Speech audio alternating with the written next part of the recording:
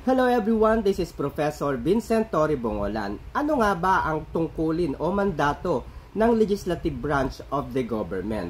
Ito po ang sangay ng ating gobyerno na kung saan sila po ang in charge sa pag-iisip, paggawa at pagsusumite ng mga bills na sa kalaunan ay magiging batas. Sila po ang nag-iisip kung ano nga ba ang mga batas na dapat nating sundin, na dapat nating ipatupad sa ating bansa bilang isang malayang bansa, no? Sila rin po ang opisina na kung saan ay nagre-review kung ang batas nga ba ay mapapakinabangan pa sa susunod na 1 taon, 2 taon, 5 taon. Kaya kinakailangan po nilang laging balikan ang mga existing laws para ma-modify po nila ito, para madagdagan po nila ito, at para makasabay po sa pagbabago ng panahon.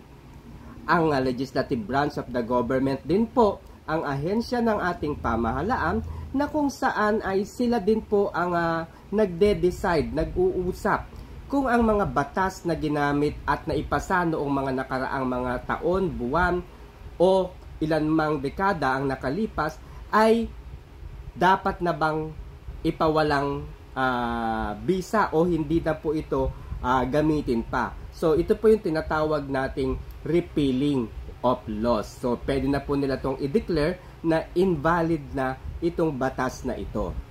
Okay? Ang pinakamahalagang tungkulin po dito ay hindi lamang yung paggawa ng batas, kundi kinakailangan pong masiguro ng Kongreso at ng Senado na ang mga batas ay kailangan pang baguhin, dagdagan o i-modify, ay dapat ito po ang lagi nilang ginagawa. Wala po sa tungkulin ng Kongreso o ng Senado man ang mga pag-iisip ng mga bagay katulad ng pagbibigay ng ayuda sa maraming Pilipino.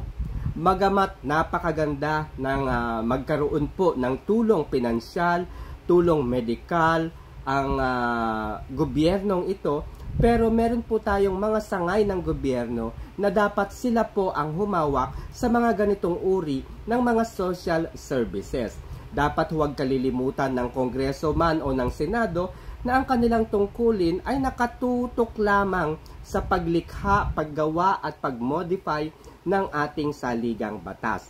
Again, hindi po nila katungkulan ang magbigay, mag-isip ng mga bagay kung ano ang nararapat na ibigay sa mga Pilipino, particularly na ang tinatawag nating ayuda. Tungkulin po yan ng DSWD.